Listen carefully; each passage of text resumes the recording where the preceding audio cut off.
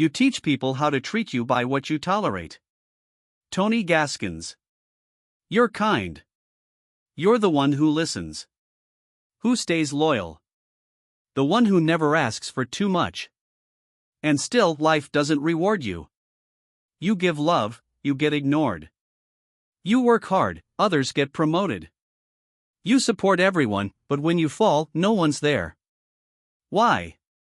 Why do good people get the worst outcomes? Is kindness a curse? Or is there something no one ever told you? Stay with me, because in the next few minutes, I'll expose the real reason why being nice can become the very thing that's blocking your abundance. And if you make it to the end, I'll show you how to reverse the curse, without becoming cold or heartless. Section 1: The myth of be good and good things will happen. Since childhood, most of us were sold the same idea. Be a good person. Help others. Sacrifice. And life will reward you. But let's be honest. How many kind, generous, loyal people do you know who are struggling? Struggling emotionally. Struggling financially. Struggling to be seen, to be loved, to be respected. Why? Because life doesn't reward kindness. It rewards boundaries, clarity, energy, and alignment. And that's where most good people go wrong. Section 2: Real example, the burned out giver. Let me tell you about Sarah. She was the friend everyone relied on. She lent money without being asked. She covered for co-workers. She kept giving chances to toxic people because they needed love. And guess what? Sarah was always tired, broke, and invisible. She wasn't failing because she was unworthy. She was failing because she believed that giving meant deserving. That belief? It kept her small for years. Section 3: The truth about energetic leaks. Here's what no one tells you. Every time you give out of guilt, fear, or obligation, you leak power. You may not see it, but your energy becomes scattered. And when your energy is scattered, abundance avoids you. Because abundance is drawn to people who protect their energy. Choose their yes carefully. Say no without guilt. If you're constantly overgiving, you're signaling to life, I don't believe I'm worthy of receiving. And life listens. Section 4: Why the nice person gets ignored. Think about it. The people who get the job aren't always the nicest, they're the most assertive. The ones who are chased in love aren't the kindest, they're the ones with magnetism. The ones who rise up in life aren't always the most giving, they're the most aligned. Kindness without power becomes weakness. And weakness doesn't attract wealth. It doesn't attract love. It doesn't attract change. It attracts users. It attracts takers. It attracts emotional exhaustion. Section 5: Tip of the day: Audit your kindness. Before you say yes to someone, ask, am I giving from love or fear? Will I feel resentful after this? Would this person do the same for me? If your kindness costs you your peace, it's no longer kindness, it's self-betrayal. Say no. Say it cleanly. Say it clearly. You are not required to burn yourself just to keep others warm. Ending teaser: What's next? In part 2, we'll go deeper. We'll talk about how subconscious guilt and fear can make kind people sabotage their own success even when everything seems to be working. And most importantly, I'll give you the tools to break free, without becoming cold, bitter, or selfish. You were never meant to stay small. So if you're ready to stop being the one who's always there but never seen, I'll see you in the next part. When kindness becomes a curse: the hidden blocks to abundance. Part 2: The invisible chains: how subconscious guilt blocks your success. You don't attract what you want. You attract what you are. Dr. Joe Dispenza. You do everything right. You're kind, thoughtful, giving. You never cause drama. And still, abundance avoids you. The love you want doesn't show up. The money you deserve stays out of reach. The peace you chase never lasts. Why? Because beneath your kindness, something darker might be hiding. guilt, fear, and the belief that receiving is selfish. This is the part no one talks about. And if you're brave enough to face it, you'll finally understand why good people stay stuck, while others seem to rise without effort. So keep watching. Because in this part, I'll show you the invisible chains that keep you trapped and how to break them, one link at a time. Section 1: The Hidden Guilt of the Kind-Hearted. Let's be honest. How many times have you turned down opportunities because you didn't want others to feel bad? Refused to raise your prices or ask for more because you didn't want to seem greedy? Settle for less in relationships because asking for more felt like a burden? That's not humility. That's not virtue. That's internalized guilt disguised as kindness. And guilt is one of the most powerful manifestation blockers on earth. Section 2: Real example: the therapist who couldn't receive. Meet David, a trauma therapist. He helped hundreds of clients over the years, pouring his heart into their healing. But when it came to money, he kept struggling. Barely paid his rent. Always giving discounts. Never felt worthy of charging more. Why? Because deep down, David believed, if I ask for more, I'm not being kind. I'm taking from people who suffer. But what he couldn't see was that his own suffering wasn't helping anyone. It was a form of self-punishment. And the universe responded exactly to that energy. Lack. Struggle. Burnout. Section 3: The Guilt Manifestation Loop. Here's how this toxic cycle works. You want abundance. But you feel guilty receiving it. So you self-sabotage, undercharge, overgive, say no to big chances. You stay stuck. You blame fate or others. Then, to feel better, you overgive again and repeat the cycle. You're not attracting what you deserve. You're attracting what your subconscious believes you're allowed to have. Section 4: Why Guilt Feels Safer Than Power.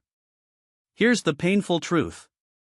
If you were taught that wanting more is selfish, if you saw powerful people as corrupt, if you learned that suffering is holy, then you will unconsciously reject abundance every time it tries to enter your life. Because your nervous system doesn't feel safe with it. It believes that success will cost you love. That power will isolate you. That happiness will make you a target. And so, you shrink. You stay nice. You stay invisible. Not because you lack value, but because you fear the price of being seen. Section 5: Tip of the Day: Rewire Your Worth. It's time to reclaim your right to receive. Here's how. Mirror work: every day, look at yourself and say, it is safe for me to receive. I am not selfish. I am aligned. My kindness is not my cage. Journal prompt: ask yourself, what am I afraid will happen if I become powerful, wealthy, or fully loved? Write without censoring. The answers may shock you. New standard: practice saying this phrase when people ask too much. I help when I can. But not at the expense of my peace. You are allowed to want more. You are allowed to keep your energy. You are allowed to receive without guilt. Ending teaser: what's next? In part 3, we'll explore how your emotional patterns and childhood beliefs create a hidden ceiling on your abundance and how to break it. We'll go into the exact habits that keep nice people broke, tired, and stuck, even when they work twice as hard as everyone else. If you've ever felt like life is rigged against you, part 3 will shift everything. Because the system isn't broken. It's programmed. And it's time to rewrite the code. When kindness becomes a curse, the hidden blocks to abundance. Part 3: The childhood programming that keeps you poor, small, and overgiving. Until you make the unconscious conscious, it will direct your life and you will call it fate. Carl Jung. You weren't born to be invisible. You weren't born to survive on scraps of love, attention, or success. But somehow, you've been living like you are. You're kind, but overlooked. You're helpful, but underpaid. You give your all, but never get what you truly want. Why? Because it's not just your actions that shape your life. It's your unseen programming. And that programming? It began long before you had a choice. Section 1, the first 7 years where your story was written. Most of your beliefs about money, love, worth, and kindness were shaped when you were a child. Maybe you heard things like, be grateful for what you have. Don't ask for too much. Nice girls don't speak up. Good boys don't cry or complain. Money doesn't grow on trees. They sounded innocent. They were even meant to protect you. But over time, they planted a silent idea inside you. If I want to be safe and loved, I have to shrink myself. And you did. You dimmed your voice. You delayed your dreams. You gave everything and asked for nothing. That's not kindness. That's conditioning. Section 2, real example, the people pleaser from a broken home. Let's talk about Jamal. Grew up in a home full of fighting. His way of surviving? Keeping the peace. Staying invisible. Always being the good kid. Now, as an adult, he can't say no to anyone. He hates conflict, even when he's right. He undervalues himself at work. He attracts partners who take advantage of his loyalty. Why? Because that little boy inside him still believes. If I upset people, I lose love. So he bends. He breaks. And he calls it being nice. But really, it's unhealed childhood fear. Section 3, the success ceiling you don't even know you have. Let me explain something powerful. Every person has a success thermostat. It's the internal setting that tells your subconscious. This is how much love, money, peace, and freedom I'm allowed to feel. If life gives you more than that, your nervous system panics. You sabotage it. You push it away. You find a way to go back to struggle. That's why some people win big, then lose it all. Or finally find love and ruin it. Or make progress and suddenly don't feel like themselves. Because abundance feels unfamiliar. And what's unfamiliar feels unsafe. So your mind drags you back into the life it understands. Even if that life is painful. Section 4, you're not broken. You're programmed. If you've been stuck for years. If you've done the work, tried manifestation, been patient, stayed kind, and still nothing moves. You're not cursed. You're not unworthy. You're just running a subconscious script you didn't choose. And the only way to escape it is to uncover it. Challenge it. Rewrite it. This is the difference between people who try to change and people who actually do. One of them keeps hoping life will get better. The other becomes the author of their reality. Section 5, tip of the day, rewrite the script. Try this 3-step process to begin reprogramming your inner world. Catch the voice. When you say, I can't charge that much, or I can't say no, ask. Whose voice is this? Is it your mother? Your father? A teacher? A religious idea? Challenge the rule. Ask, is this rule helping me live fully? Or is it keeping me small, afraid, and quiet? Create a new belief. Replace it with something like, I can be kind and powerful. Receiving is safe. I am allowed to take up space. Do this daily. Speak it out loud. Write it down. Over time, your subconscious will adjust and so will your life. Ending teaser, what's next? In part 4, we'll go from awareness to strategy. You'll learn how to set boundaries without guilt, say no without fear, and turn your kindness into power, not a prison. You'll also discover the energetic shifts that open doors you didn't even know existed. No more waiting.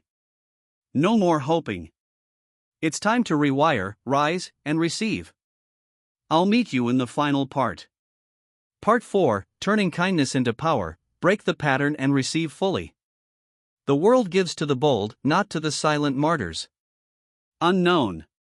You've done the inner work. You've faced the guilt. You've explored the hidden programming. Now comes the question that separates the stuck from the free. What do you actually do next? Because kindness alone won't change your life. Not unless it's paired with boundaries, clarity, and self-worth that refuses to shrink.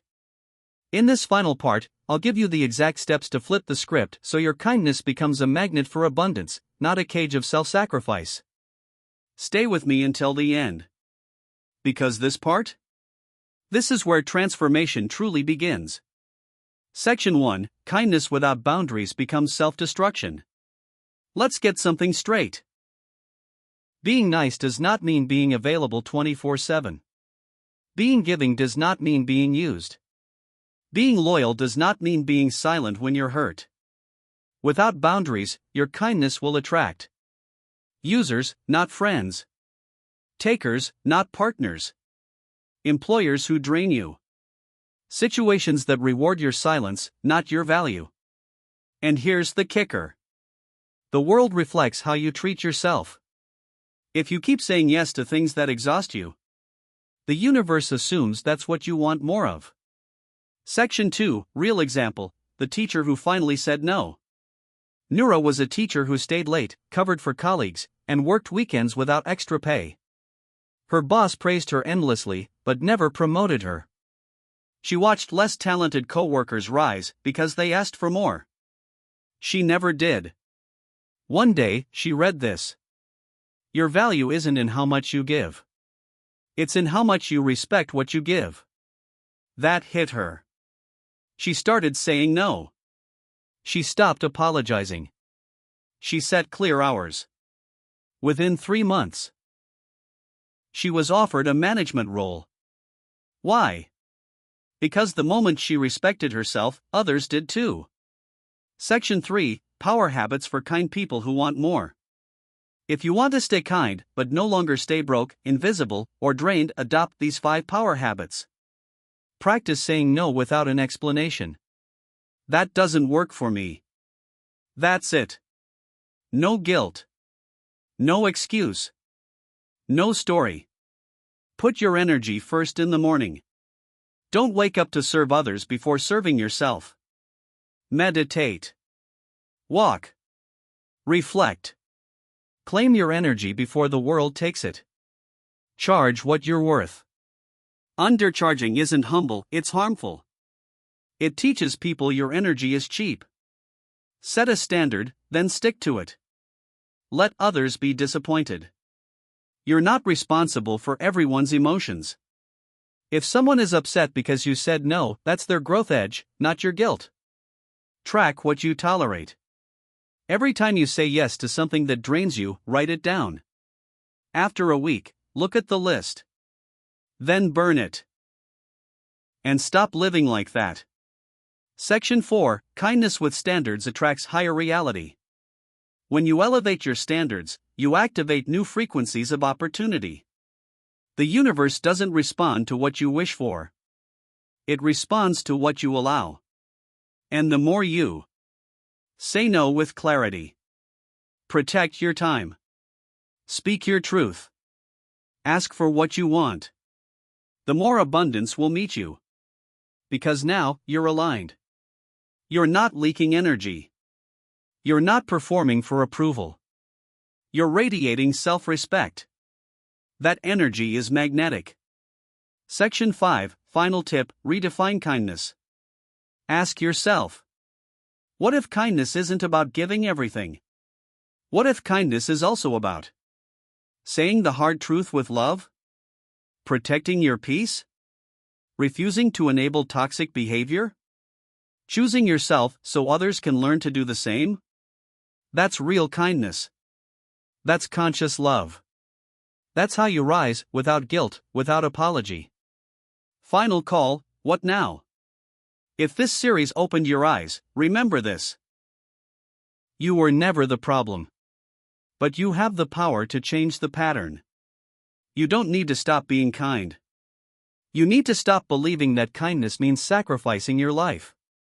Because true abundance doesn't come from self-erasure. It comes from authentic alignment with who you are, what you need, and what you're no longer willing to tolerate. So go live louder. Take up space. Let your kindness shine, but this time, from a place of power. The curse is broken. The path is open. Now walk it.